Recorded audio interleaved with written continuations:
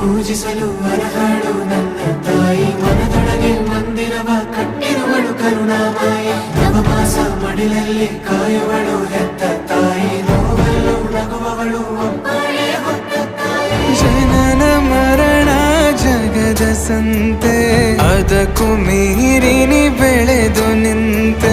ಕರುಣೆ ಸಹನೆಯ ಮೂರ್ತಿಯಂತೆ, ದೇವರಿಗೂ ನೀ ಸ್ಫೂರ್ತಿಯಂತೆ.